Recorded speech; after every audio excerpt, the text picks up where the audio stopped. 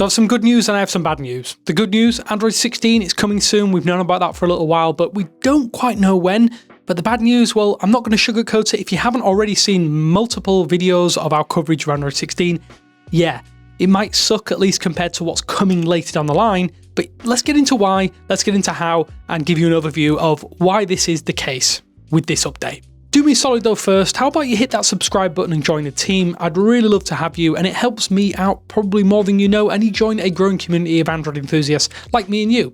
Cheers. So one of the major reasons that we have realistically little to talk about when it comes to the Android 16 update is mostly because of how Google handled the launch of last year's Pixel 9 series.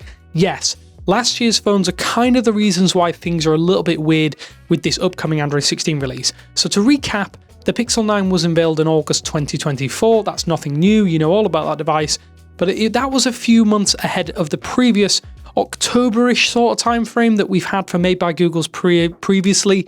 There are great reasons for Google's decision to do this, so most people are probably going to point to the usual September iPhone launch as a reason to basically get ahead of the opposition and stamp, or at least have Google stamp their mark on the market.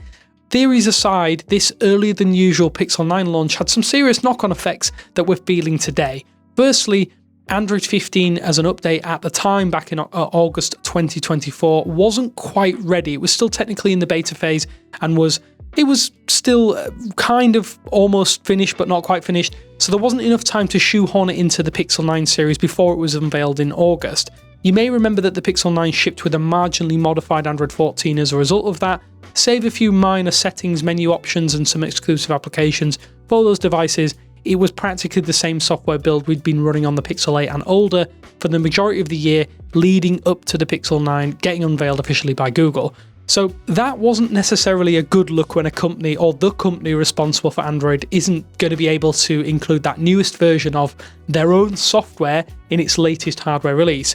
You could argue that some of the changes to the internal Android and Pixel teams due to those merging at Google internally was the reason for this, but we might never truly know. At least now it's well and truly water under the bridge. Frustrations aside, that meant the Pixel 9 didn't realistically reach its full potential until a few months after release, and that made it harder to recommend as a result of that, even though they are fantastic phones.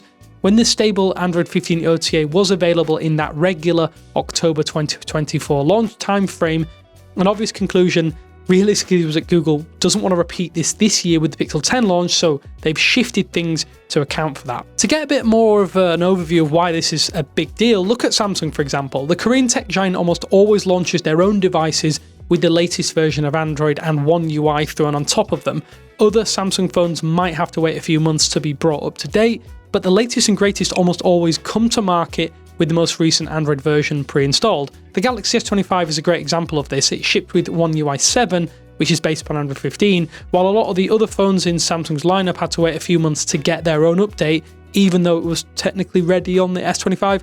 Yeah, we don't want that confusion, but it is something that effectively, one of the key selling points of Pixel is that Google provides day one releases.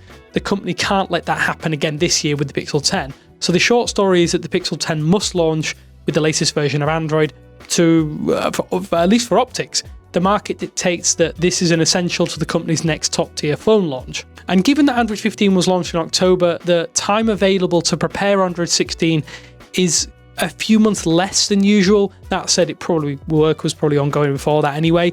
This means that a reset or reframing has been needed to create a new update track for timeline for these future releases that the company can basically adhere to and follow. Because it's not quite as easy as just increasing or decreasing functionality output, this has created a bit of a, let's say, a schism. So we've known for some time that Android is coming in two distinct parts, as Google confirmed this. We'll get an initial platform release with all SDK updates. After all, Google is responsible for those. Then later, we'll get a bigger visual overhaul. The downside to this approach is that Android 16, or let's call it Android 16.1, because that's effectively what it is a small update even when compared to some of the minor releases we've had since Android 12 over the last 4 years. Google has been very insistent on building on that since it debuted back in 2021. Material U has been a core component, and Android 12 is basically that building block for everything else. We know that it's time for a change, but huge UI overhauls do take serious time and effort, so they have been slow to be forthcoming. As for Android 16.1, we've been delving into each preview and beta update here on the channel, and as you've probably seen already, the reality is that changes are few and far between. Many are purely cosmetic. Most are just refinements to existing functions that have been available or have been on Pixel phones for several years at this point in time. And to that end, the first update is, to put it mildly, well, it's going to be underwhelming. Very underwhelming, in fact. There are no real major changes, and you've probably not seen many major changes for a little while at this point in time. There's no headline additions, and for all intents and purposes, it's just bug fixes and a few tweaks thrown in for good measure to refine the experience we already know and love from Android 15. Here's an obvious problem though, that you're probably thinking the same as I'm thinking right now. Google has already played their hand by revealing the first post-release update for Android 16. Yeah, post-release update for Android 16, and that is Android 16 QPR1. It's already available as well as a trial run and a beta that you can download right now on your eligible Pixel devices, with lots of visual and usability changes over the next official stable version coming out. Confusion aside, Android 16 QPR1, or let's say Android 16.2, is a step in the right direction for Material U and Android period as far as I'm concerned. It's based on what Google calls Material 3 Expressive, which they released and unveiled at Android Show, or the Android Show just before Google I/O. It is a reintroduction of many customization controls. I think it's a breath of fresh air for Pixel, to be completely honest with you. Most Pixel fans will likely agree with me, and they will be excited about several key changes. Some of the most notable include fully customizable quick settings, enhanced animations and interactions with certain parts of your UI. There's just better visuals overall, and I do think that's just a tip of the iceberg without getting it too much into it in this video. There's just so much that you need to check out if you haven't already, so go check out our hands-on with the first beta of Android 16 QPR1 down in the link in the description below. I think based on release timeframes, which we kind of have a good idea of these already, it will be available in September 2025 as part of a regular quarterly Pixel drop, which were formerly Pixel feature drops. Whether it debuts on the Pixel 10 series does remain to be seen, but it does seem like a very distinct possibility at this stage, given that the next phones are slated for an August launch once again this year. I think if you can stomach the idea of a non-stable software build running on your device, you should probably just go ahead and flash that on your phone and get used to what I'd consider a better software experience and prepare for the future of Android and Pixel phones. It's just that though, the future, and it's a few months away. Google's own timeline has the first taste of Android 16 though, set for June, or this month, or in the weeks preceding this video. This is going to be the most confusing release cycle we've ever seen on Android. Throughout the beta cycle, I think a lot of you out there have complained about missing redesigns because of leaks in the next version, which have been pretty substantial at this stage.